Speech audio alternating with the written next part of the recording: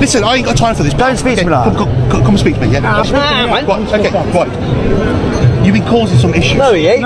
He hasn't. I've talked to him. Okay, I'm not you. Calm yourself down. Calm your attitude down. Speak to the public with respect. Listen, go away. I'm telling you to calm down. Go away. Yeah, I'm DP audit. Respect. I'm carrying on all I want. Speak to the public with respect and integrity like you're meant to. Why is there no police here? Go and speak to the inspector. You call through now and tell him to send police. No, you don't tell me what to do, pal. Oh, shut your attitude up as well, you. Wind your neck in. Wind your neck in, yes. Wind my neck in. Yeah, you're the police officer. See that? That's a claim and a half. You're getting a claim against you. You little you're losing your job, you little. Yeah, you think so? See that, guys? That's assault. Witnesses, yeah? You do nothing wrong. You assaulted me. Right. On camera. Whoa. Yo, he's off his head. He can't be a copper. Whoa. That's oh, look at that. No. Look at that. Wind your neck and look how bad he is. When the auditor challenges rude and aggressive behavior, simply telling him to calm down and wind his neck in, the officer didn't respond like a professional. He responded like a thug in uniform, using that level of force, shoving someone to the ground over words. It is completely disproportionate and indefensible. What makes it worse is the mindset behind it. This wasn't a heat-of-the-moment reaction to danger. It was a conscious decision to assert dominance through physical intimidation because someone questioned his attitude. That isn't policing. It's ego-driven violence. Officers are meant to handle scrutiny with calm and restraint, not lash out because they don't like being called out in public. And the fact that this happened in front of a lot of civilians only adds to the disgrace. Instead of setting an example, this officer showed exactly what happens when someone with authority can't handle accountability. Go away. Nah, I'm in public. Shut your mouth and your attitude up. You're a public of the servant, a servant of the public. Okay. It's not your breaching the peace. You ain't spraying him. Okay. You ain't spraying him. And I'm doing nothing wrong. No, you're not. You speak to him like that's what you're doing. You don't get to speak to public like that. You don't get to speak to people like you're speaking to him. That's not how your role works. You're a police officer of the law, serving the crowd and serving the people. Respect and integrity. Remember your oath and your college of peace in training. You're absolute disgrace. The way you push me over now, you're getting a claim against you. You're getting sued. You should lose your job for that as well. Okay, we'll see. Yeah, we will see, won't we? And you're going to be all over the internet. Do you know how many people are going to see you? You're live now. Good for you. Welcome to YouTube, you how about that? Okay, swear at me once more, I'll lock you up. Higher threshold. Is there any complainants? Is there any complainants from a swearing? Any complainants? Your officers need to arrest you. Okay. You assaulted me. Right. You need to arrest your fellow officer. Section 26, he just pushed me on the ground, threatened me with powerful for telling him to rax himself. Now, arrest your officer now. The order to demand the officer's colleague be arrested under Section 26 of the Criminal Justice and Courts Act 2015, which makes it a crime for police to abuse their powers, was fully justified. The alleged assault didn't happen during a volatile arrest or in response to danger. It happened simply because he dared to challenge unprofessional behavior. This echoes the case of former South Wales officer Richard Hella, convicted under Section 26 for abusing his position to exploit the vulnerable. His conviction shows how seriously such misconduct is taken and sets a clear precedent. Authority is not a shield for abuse. You're online on YouTube, you're going on YouTube, you don't do your jobs correctly, you're going to look like idiots. Nah, he's assaulted, he's assaulted me, mate. We need to work out what's gone on. He's pushed me, his foot to me like that because he was speaking to him like club and I told him to speak to members of the public respect like you're meant to professionally, and that is the worst example. He needs to be fired, he's getting sued, or we're putting a claim against him. That was outrageous. Arrest him. Arrest him. Do your job that the College of Policing tells you to arrest him. You need to relax. You need to calm down. You need to arrest him. You hear? You need to talk to me. Tell me what's going on. What's obviously dealing with. He was talking to him, and the way he was speaking to him was disgusting. The way you do not speak to members of the public like that. The way he was disgusting. Everything about him is disgusting. He's going to get. Do you know how many views he's going to do online now? Well, he'll go viral with the way that was. That was one of the worst situations I've ever seen. I've done this for a year now. You need to arrest him. Okay. Well, we're not going to arrest him. But you're not going to arrest your colleague when he's just broke the law and assaulted a member of the public. But you're entitled to make. What does your College of Policing treat you at the beginning? When you're call your officers. No, you listen to me. He has assaulted me and broke the law. I listen to you. You're entitled to make a complaint online.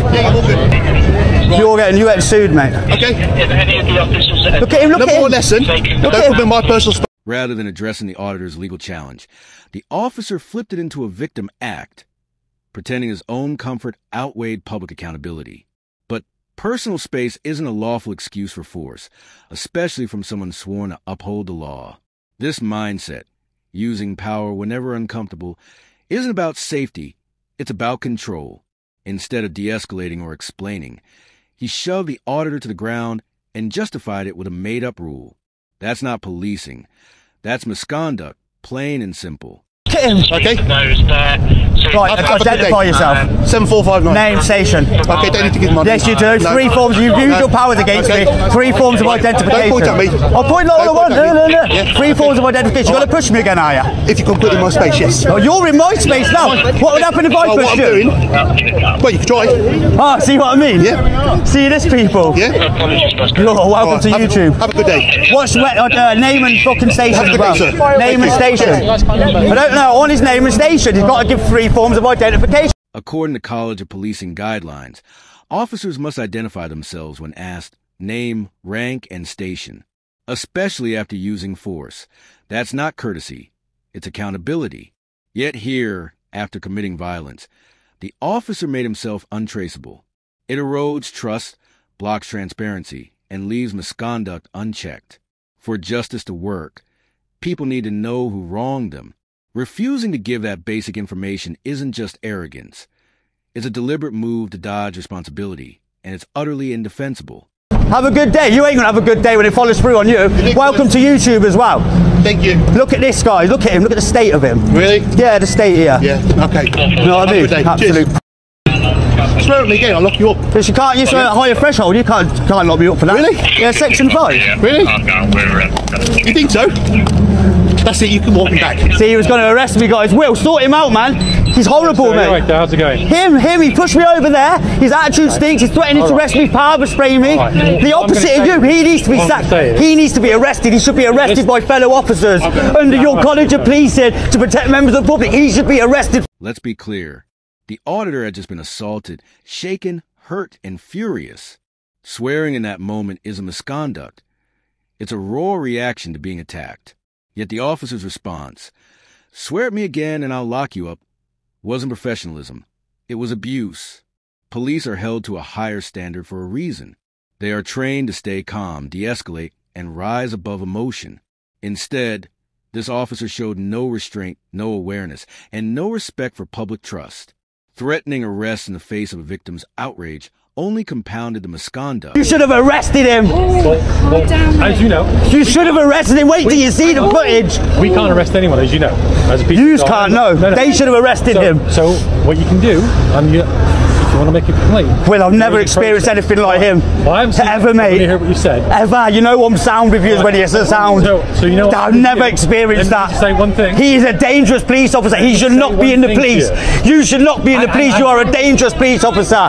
You are a dangerous police officer. You should not be in a front-facing role. You should not be going out to the public. You are disgusting. You are a shame. Stand back. Shameful. Shameful. You should not be a front-facing officer to the public. You are a danger to the public, my friend. You're the reason people like me exist, because of people like you. You know that as well as me, this place is covered in cameras. Okay? So, ergo, if you have a complaint, and you're an auditor, you probably feel. I've got it on film, yeah, I will. Mr. What can I call you? Just call me DP. DP. Or Paul, call me Paul, call me Paul. So, if you want to make a complaint, which really right, whatever happened will be covered in cameras, won't it? Yeah, So, he cannot be in a role as a police officer, I'm sorry. What I would suggest... I'm not having a go, I'm just, that was outrageous. What I would suggest is, after an incident like that, our adrenaline is high, which can lead to action... Nah, when you see the footage, there's no excuse for his behaviour then. Initially. Whatever's happened is happened. The second officer's excuse is not just weak, it's dangerous. Brushing off an assault with "our adrenaline is high" tries to normalize misconduct from people trained to stay calm under pressure. Police aren't civilians in a street fight. They are professionals, entrusted with authority and expected to rise above emotion. Saying whatever has happened is nothing more than an attempt to sweep wrongdoing under the rug. If a civilian pushed an officer and used that excuse, it would never stand. That double standard is exactly what fuels public distrust. But just try and bring. Nothing's going to get done about it. Hang on, no. Nothing's going to get done about it. So whatever's happened, you would try and just get your adrenaline down, carry on with what you're doing, auditing, whatever, seeing what's going on, videoing. Yeah. And then Where's the police presence, when man? your adrenaline's high, you can react to things that you won't normally react to. To be honest with that proper then, the reason I snapped at him, because the way he was talking to this fella here was the most, honestly, you know what I'm like, Will. If you sound, I'm sound with you. This was the most outrageous thing I've seen from a police officer in probably my life, Will. And I've been beaten up by yous and everything. That was the worst thing I've ever seen in my life. Shameful, and I hope he's reprimanded when you get back to the station. I hope you tell him that he's wrong in what he's doing, and do what your college of policing tells you, and tells you to call your fellow officers out. That's the professionalism you need to do, because of these sort of things. Them comments is ruining your relations with the public, so you need to tell them. And I hope you do, Will, because that was disgusting, mate. The auditor is spot on. One of policing's biggest failures is the silence of bystanders in uniform. The College of Policing's code demands integrity, accountability, and calling out misconduct. Yet too often, officers stay quiet when colleagues cross the line.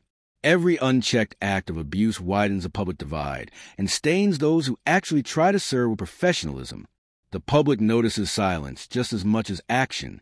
And when officers refuse to hold each other accountable, the badge stops meaning service.